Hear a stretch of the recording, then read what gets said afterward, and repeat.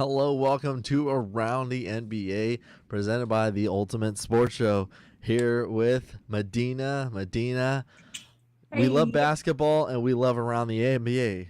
We're going to get right into this show. We have got to mention, you know what? Yesterday was obviously focused about, we featured about the Lakers as well on how their struggles and how things were going.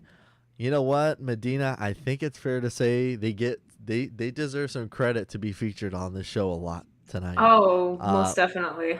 I think it's their night tonight to be featured about this show. The Lakers really. I mean, watching that game as well from them, 106 to 101, they beat the Utah Jazz. Yes, yes, people, the Lakers beat the Jazz. So there's some people there that either lost some money or just want some money that they didn't expect to get back. So um, obviously not a great game for them. Not a terrific, I should say, not a terrific complete game for them.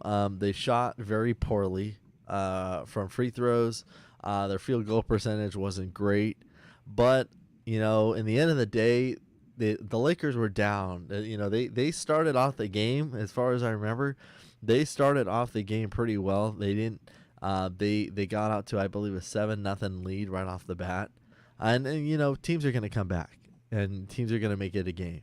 Uh, but the reason why the Lakers absolutely won this game tonight is LeBron James. Absolutely flat out on the money. Anthony Davis, unfortunately, had to come out of the game and did not return in the game because of a severe, very severe ankle sprain that actually, thank God, was negative thanks to Shams. Um, so we'll wait to see what happens with that. Obviously, your thoughts right off the bat. Anthony Davis has been a very injury-prone guy lately, and your thoughts when you saw it. I mean, obviously, you don't like to see. I don't like that. I don't like to see him down like that. He's been going through a lot already. What was your first thought going when you saw him hit the ground again? Heartbroken. It was bad, Aaron. Yeah, Watching it, oh man, the way when he jumped and I saw the way his ankle twisted. Oh, like it was just gut wrenching. I knew I was like, man, either he's done for the season or he's out for most of the season, most majority of the season. If they make it to the playoffs or not, don't know if he'll be back in time for that. But it was really heartbreaking to see. Yes, I know a lot of people are frustrated that Anthony Davis is very injury prone. I mean, I think we all yeah, knew that when we signed him. Unfortunately, it's just been a lot more lately. But I mean, it's not just because I respect him so much as a player, but he plays his heart out, Aaron, and he plays really tough basketball, which is why he's always getting injured. He puts his heart out on that court. And like the way he jumped tonight, maybe it was unnecessary, but he was having a great game. That first half that he was in, he had 17 points, Aaron. I mean, if he would have continued for the rest of the game tonight, no doubt he would have probably had at least a 40-point game. I mean, especially since his last injury, since he's come back, he's been playing great basketball. He's old AD again. He's AD from 2020. In the bubble AD, like the AD we all know and love, like that was him. And unfortunately, yeah. this injury, I hope it doesn't set him back. I hope when he does come back, it's not like a rough start for him again because he was playing excellent basketball coming back to the game. But it was just heartbreaking to watch. It was heartbreaking to see. The guy can barely walk. He had to be taken out on a gurney. His teammates had to carry him, and it was just not a pretty sight. Even though his X-rays came out negative, thank God. I mean, Yeah. there's still the MRI tomorrow. They have to evaluate. He still needs to be reevaluated next week. So I mean, there could be a lot more damage than we know right now. But praying that it's not too bad and he can return soon, hopefully. But the good news is All Star break is coming up soon, so at least he has time to rest up. He's not missing out on much, thankfully. But I mean, as for the rest of the game, the Lakers could have had a better game, but thankfully the Utah Jazz didn't have that great of a game either, so it was easier for us to keep up and win this game. I know you were pointing out the free throw shooting and the field goal percentage, but Yeah. the one positive I will point out tonight, Aaron, is that we only had 11 turnovers. 11 turnovers tonight. The Utah Jazz had more than us with 12 turnovers. So good job, Lakers. Good job, Westbrook. I You mean, know, go ahead. Go ahead. I'm done. I was just gonna say, we just talked about Russell Westbrook too. Yeah. We little like I mean literally almost just about 24 hours ago. Russell Westbrook doing something again, 17 points, 6 assists, and 7 rebounds, and not to mention Medina 4 offensive rebounds Yep. in the game as a small guard. Um, I think, to say the least, I think sometimes when you speak something into existence and you speak what you're feeling, and maybe not necessarily is Russ gonna sit there and say, hey, what did these guys say? But I mean, it's enough to say, hey, you know what, you add some fuel to the fire. um, you know Manny, obviously, who is not here tonight, needed to get some shut eye. Obviously, he is on the East Coast, and we don't blame him because that was an emotional game. Um, but I mean, Manny always says it as well. Is look, a lot of people are throwing out there of how Russ's potential is and how he's been playing. But he honestly deserved it. He honestly deserved to be out there, and there should never be a question again that says he should not be. He shouldn't have to deal with ever losing, playing 33 minutes a game. I mean, that should be pretty golden right then and there, unless the Lakers are putting a team away and then everybody gets shorter minutes. But I was very happy to see Westbrook do something good on the good stats tonight. Let's hope it builds up for him. But honestly, what I really want to focus on is the fact that the team kept going. I mean, normally when someone's been out, like when LeBron went out, when Davis has gone out, where the team will just go such a downpour of just they just lose that hope. It's like taking like almost like you're like a bear or something that's valuable to you, and taking them away out of the picture again, and you just lose all that momentum, you lose all the hope, you lose something that really kept you motivated. And I'm just I was happy to see that the Lakers actually kept their foot down, because they said, look, there's got to be some better news with him, and there has to be him being still back out there, and hopefully he'll be back. I mean, obviously he's gonna have time now, because as we get into the All-Star break, he's got plenty of time to recover, like you said. So he should be able to be 100% with the ankle. He should be able to be 100% with his knees. And if I was him, I don't know. If I was him, Medina, I'd be Mhm. doing everything I can to keep everything as strong as possible. Strong ankles, Yeah. strong knees. And honestly, we didn't see this again. I don't know. We didn't see it really tonight. Dwight Howard, yes, he played 12. He was in the game for a total of 12 minutes. DeAndre Jordan got another DNP. I think I've lost track how many DNPs he's had in the game since he's been with the team. But I mean, Dwight Howard only played 12 minutes, only 4 points. Again, I just feel like you gotta keep him involved. And I feel like a lot of these I feel like Davis doesn't get hurt right there. I feel like, Yeah. obviously the ankle is an ankle. Your ankle, anybody on any given day can have your ankle turn on you just because you were walking or just because you planted your foot wrong. But I mean, I just feel like maybe Davis was getting a little beat up there, and when he jumped down, he wasn't Yeah. expecting that. His ankle turned right off the bat. I mean, it was bad. It was really bad for anybody. It's a fair warning before you actually look at it. But obviously, I think the biggest winner right there, known as Hillbilly Kobe, Oh, is yes. Austin Reeves. And you know what's funny? We talked about having another Alex Caruso. Is that like? I'd say if you planned on anything to have perfect timing, like with you guys from last night to tonight, I Our think show is manifesting everything that happened. I think that's like chef's kiss, because literally, like, that was exactly what we talked about last night. And you know what, Austin Reeves, man, the young kid, Only 9 points, 29 minutes. Shot 1 for 4. Hey, you know what? 1 for 4. As long as you make the biggest basket that's gonna count right there, that's all that matters. So I think Austin Reeves right there should definitely. I think he should have gotten one of the game balls, but obviously the star of the show was LeBron tonight. But Austin Reeves coming up clutch was great. I mean, no doubt about it. LeBron James was an absolute star tonight, especially in that fourth quarter. Yeah. I could correct me if I'm wrong, Aaron. I believe he had 14 points in that last quarter.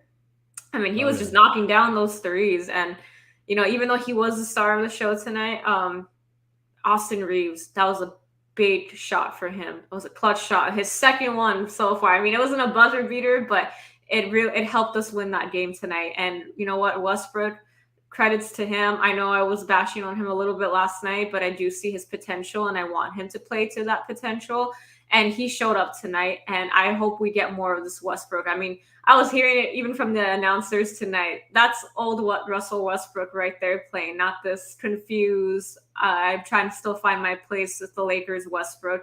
He looked comfortable tonight. He knew what he was doing. He knocked down both of those free throw shots when we needed it the most. I mean, that was just great. I mean, I need to see more of this Lakers. This Lakers that played tonight, that's our Lakers right there, Aaron. That's the Oh team that we need to see come back to life. Whether we have AD or not, this team has that potential to still win it all if they play with that much heart. And I can't wait till the next game to see how well they play. Good news. The All Star break is there to give us a break for a little bit, but also too much of a break is not good either because we do lose that momentum. But hopefully, we can still like pick off from where we left off, and we see this Lakers team just come back together. And hopefully, AD is not out for too long, and we see that team that we yeah. were expecting all season, to watch, and hopefully they just come to life now. It's not too late to get into the playoffs. We still have a chance, and you know, the Lakers showed us potential tonight, and they just need to be consistent about it at this point. Just consistency, consistency, Yeah. consistency. It's so big. It was good to see Kent Bazemore. Wayne Ellington came in, didn't play many minutes. But you know what? I think a lot of people were already bashing him and saying, "Oh my God, he can't shoot. Oh my God, he can't do this." Well, I mean, if I was Wayne Ellington and I was on the bench more than I was in a game, I would be pretty rusty too, even on the court. Even if I'm taking 100 shots in practice, like it doesn't matter if you can't come out there in the game. Um, you're not just gonna be firing on all cylinders here. Yeah. But it was just good. It was just one of these games tonight that the Lakers just really, wasn't clean. It wasn't clean by any means. I mean, it wasn't a perfect game. I think the Lakers really still need to work on free throw shootings. Only, I was only going 14 for 22 from the line versus 16 for 19 by Yeah. Utah is a big difference. And what they say is, the Lakers could have won the last game that they played against the Warriors, but they didn't make their free throws, and they were the literally laughing stock of the league that night because they said they had that game. And I think Vogel's mentality of saying that they have to make, what is it, 25 free throws before they can leave. Um, I say more. I say at least, as many, either 100 if you really want to get that serious. Um, but I'm happy about the turnovers. I think the turnovers being down is a big deal. I think total, the Lakers still gave up too many points in the paint. Gave up 52 points. Gave up 52 points in the paint. That's still unacceptable. I think they just need to find a way to get the other bigger guys out there, especially when you have Gobert. You got to get them out there, and I think Vogel still got to adjust his rotations. I think you got a taste of it, but I just think those rotations still use a little bit of a tweak. Definitely agree with you there, Aaron. Some of the rotations can still be a little questionable by Vogel, But something I'm actually really proud about the Lakers tonight. I mean, I don't know what was going on with Rudy Gobert tonight, but he only had 5 points. Yeah. So I think we did a great job of shutting that down for sure. But just to give some credit to the Utah Jazz, they did play a great game tonight, and Oh especially yeah. shout out to Donovan Mitchell. He had 37 points tonight. That's incredible. He's definitely one of the best players out there right now in the league. Best player they have on the Jazz right now. I mean, he was killing us there. I mean, if he would have made that 3 point shot at the end of the game, honestly, like it would have been a very, very close game. And I was ready to have my heart broken again last second because the Lakers are just so used to doing that to us at this point because it's happened so many times now where we've just lost last second to like a clutch play like that by the other Yeah. team. But thankfully we were just the better team tonight. And I mean, the Utah Jazz played a great game. It was a fun game to watch throughout the whole time, and it was just basketball. It's just moments like these, like that we got to see tonight. From both teams, it just reminds you why you love the game so much. Why we love the game so much. Why we love talking about it Oh, so much. And exactly. yeah, it was great to watch. It was definitely a much needed win tonight that the Lakers needed, especially after losing AD tonight. And after him going down. So it's just moments like these where you really appreciate the game and you appreciate the team that you have. And, I just hope from here on out, like we can really just build off of this and just keep playing better from here on out. Yeah, and I mean, I'm glad the first half for them is in the books. Technically, it's probably already technically over halfway, a little bit over the halfway point of the season. But you know what? It is the All Star break. Uh, and we are going to talk about this because obviously on Sunday the 20th, it is Team LeBron versus Team Durant, 5 o'clock. It's the All Star game as well in Cleveland. Um, and all the skills competitions and all that stuff is fun. We will have a show about it, what to expect from the All Star game as well, and preview all that fun stuff. Because it's one game where kind of everything's up in the air. Obviously, we'll have to mention again as well the cool award, the Kobe Bryant award that they specifically made, which is unbelievable, which we'll get into, and we'll even show everybody pictures as well for anybody that hasn't seen it. But let's turn our attention a little bit to the rest of the league as well. The other highlights, other big game as well, was the Denver Nuggets versus the Golden State Warriors. Denver winning on a game-winning three. Monte Morris hitting the game-winning three in that game was incredible because I was peeking at some of the game. Obviously, Denver, Denver was staying relatively close in the game as well. But I mean, the Warriors at one point, the Warriors were up by 16, and Denver just kind of turned the switch on, and they, you gotta make shots when it counts. Just like perfect example of Austin Reeves. You take a shot, and you know what? If it's a clear look, you take it. And it was one of those moments tonight for the Warriors where they got a little shell shock because Denver came out and beat them by one, and that's all that mattered. So that was the Denver Nuggets and the Denver Nuggets and the Golden State Warriors. Other gains from around the league. Atlanta winning over the Magic 130-109. Detroit winning 112-111 over Boston.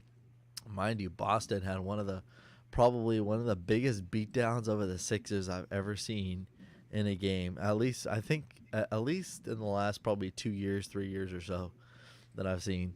And we got the Pacers over the Wizards, 113-108. Brooklyn, good old New York series, the good old rivalry. Brooklyn 111, New York 106 in MSG too, which is pretty crazy because apparently it was like Brooklyn meets Madison Square Garden from what I've been told. So that was probably a really good game as well. You got the Bulls over the Kings, 125-118. Portland's 123-119 over Memphis over John Morant. I was kind of surprised. I mean, obviously John Morant has been shooting out of his mind. I was pretty shocked especially the way Portland's been playing. But you know what? you still have they still have offensive weapons on that team, and anything can happen in the league. Um, we have Toronto over Minnesota, 103-91. San Antonio 114-106. And then we have Phoenix 124-121, and then we already know about Denver and the Lakers. So, Medina, anything surprised you about some of these games tonight as well? Yeah, the Nuggets winning last second like that over a team like the Warriors. Like you Yeah, think, it's usually the Warriors that are, pulling up the last second clutch shots to win the game. But it yeah. was, I think they got a taste of their own medicine tonight, and they were left heartbroken. So definitely that. I can't imagine what it's like to lose last second like that to the Nuggets. But I mean, the Nuggets are a great team. You can't discredit them. So yeah. And the Nets winning. It's not a surprise that they won. It kind of sucks that they did win at the Knicks Stadium arena. Sorry, just because also like the Nets have been playing terribly this season as well. Like I feel Yeah. like they're the Lakers in the East right now, but I mean they have this whole new team they've rebuilt. So I mean, I guess it shouldn't come as a shocker that they're gonna play better now. I mean the Knicks are a great team, but the Nets are just better at the end of the day. Uh, Pretty much the only surprising games for me. I'm not gonna lie, and just even the Lakers winning tonight was a shocker to me as well. I didn't think we'd win We tonight, really. Yeah. but I just wanted to put that out there as well. But yeah, that's pretty much my only like shocking moments that I would say I had. What about you? Um, I was um, I was kind of surprised, honestly.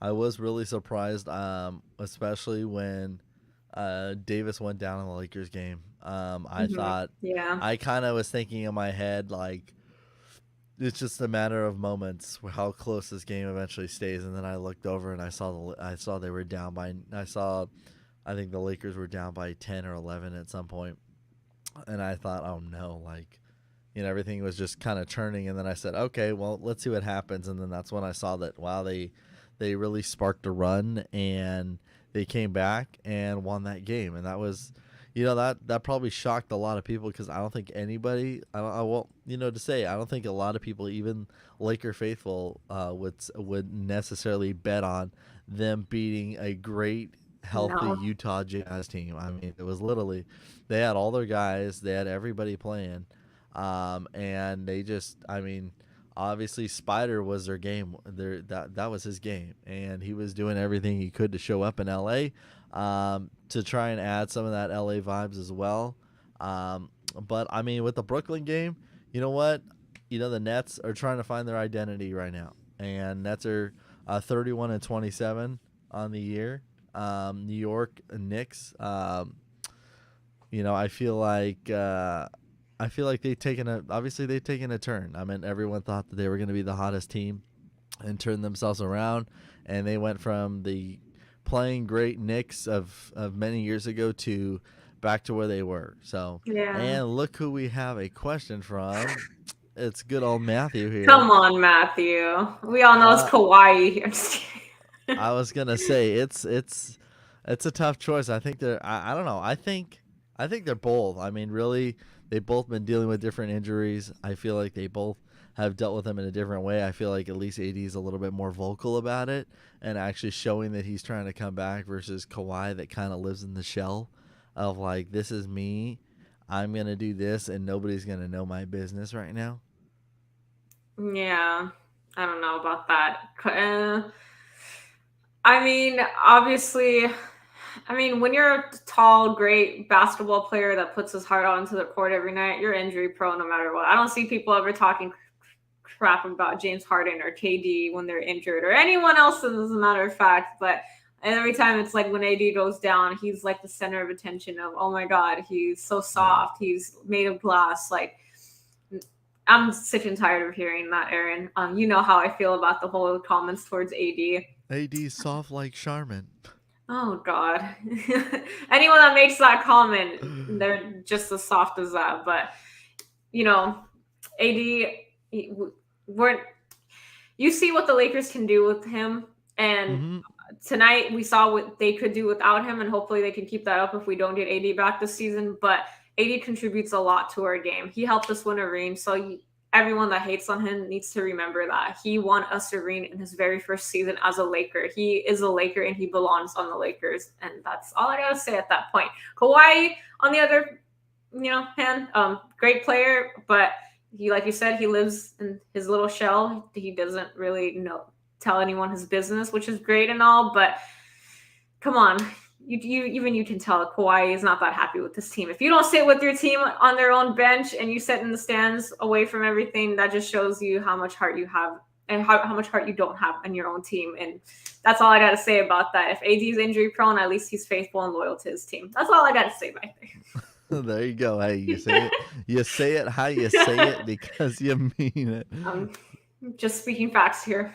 Hey, speaking the good facts, the good cold hard facts. So we turn our attention for tomorrow. We got a big game as well for tomorrow, and that is going to be the Sixers and the Bucks. That's on TNT at 5:30. We're gonna recap that game as well. That looks like a great game on paper. Obviously, Sixers being 34-23, the Bucks are 36-23. That's gonna be a great game. I'm looking forward to that. Good old Eastern Conference battle, potentially Eastern Conference Finals battle. We'll see how that goes. Obviously, playoffs are still a light year away right now, and you can't ever think about it being so close. But those two teams ideally look like that could be the Eastern Conference Finals. But we're going to be featuring those two teams as well tomorrow. So make sure you tune into the show. Potential pregame show, pregame and postgame, or vice versa. Catch us for tomorrow night. We're going to be recapping it all. The gang will be all here. And that is going to do it for us for Around the NBA. For Medina and myself, I'm Aaron, guys. Great for you guys to tune in. Thank you, Matthew. Thank you, everybody else that was joining us to watch the show. And we will see you tomorrow, guys. Take it easy. Bye.